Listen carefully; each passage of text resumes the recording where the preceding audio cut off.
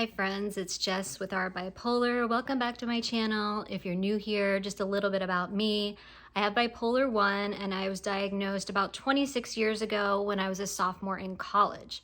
Today we're going to be exploring the question, are there any upsides to having bipolar disorder? Initially, my answer was a resounding no, but I think there might be. I don't know. Let's look into this. But first, if you could please subscribe to my channel, like this video, comment. I really want to hear your thoughts on this. Upsides to having bipolar or another serious mental illness, like why, how did this even come up? Why are we talking about this?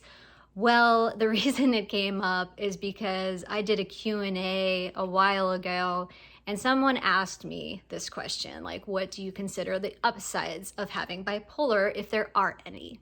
And like I said no right away, but then, I tried to sort of like open my mind a bit and think about it. And I thought, there's some things, it can't be all that bad to try to think of positive things about having an illness that you're going to have for the rest of your life, right?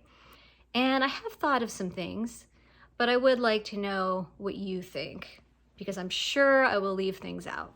The first thing I thought of just right off the bat is, and this could go for any other mental illness, I'm sure, or other illnesses, just things that people go through, is a lot of times you are able to kind of find your people, find a community of friends who also are going through what you're going through.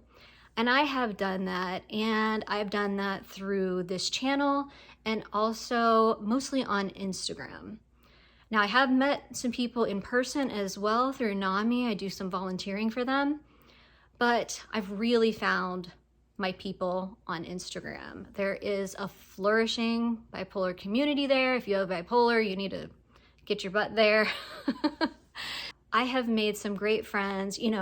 I have really close friends who I've met on Instagram, and then I have people like all the way down to acquaintances, but it's just a large amount of people that I can go to if I need support. I don't have to explain anything. They know exactly what I'm going through with bipolar because they go through it too.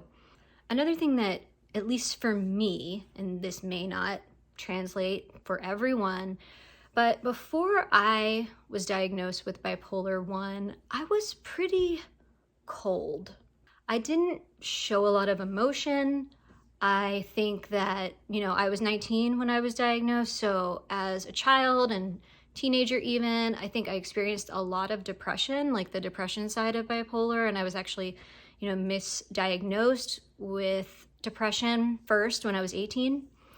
And so I feel like I went through life like it was pretty dark and colorless at times, or most of the time. And so because of that, I would kind of look at things, I would see beautiful things, like see a beautiful sky, see beauty in people, and I really couldn't actually see it. I couldn't recognize it. So I went through life very kind of black and white until I was diagnosed with bipolar. And then, I went through a long period, like a long struggle period of almost a decade where I was just having mania and depression, every month, all the time.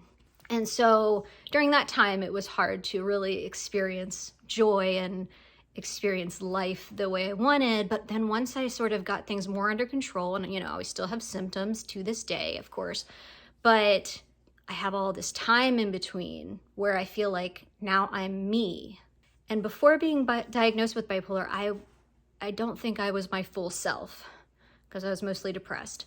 So now when I'm stable, which is most of the time, thankfully, I'm very lucky, and I do work hard at it, and I found the right medication.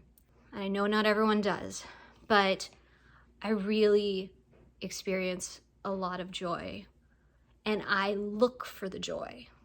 I want to experience life to the fullest now. And I do. And a lot of it is just, like I said, small things like seeing birds outside, seeing deer in the backyard, playing with my dog, being with family, my daughter, just the little moments that sort of like are the big moments. I think bipolar kind of taught me that and allowed me to open up and become who I am. And that is a person who is kind of sappy at times and just like enjoying all these little things, but I love it. I love like feeling all the feels and having emotions and not always having these extreme emotions, involved with mania and depression. I also think having bipolar or just, going through something, like I said, it may not be even an illness, but going through a hard time or many hard times, a lot of struggles, really gives you a different perspective and outlook. And it has made me much more empathetic to other people, whatever they're going through. It could be anything. I really think it's made me a better person and friend. And I'm not saying I'm the perfect person or friend. I am definitely still very flawed, but I'm better than I was. I do try very hard to support people when I know they need the support, to support friends when they're going through hard times. I think I'm a better wife and mother, and I never even intended to be a wife or a mother, but I am, so I want to be good at it, and I want to be all I can for my daughter Pearson and for my husband Brian. And our family is really kind of going through it right now because my husband had that, if you saw, he had this spinal cord tumor surgery, and he's still recovering, and it hasn't been easy, it hasn't been linear. So I think having that empathy has really helped. It's helped me just to be able to cope. So I'm sure there are other upsides. I don't know. What do you guys think? I would love to hear down in the comments, and maybe you think the things that I told you like don't even have to do with bipolar, and that's okay, but for me, they do. Thank you for watching this video. I'll see you in the next one. Bye.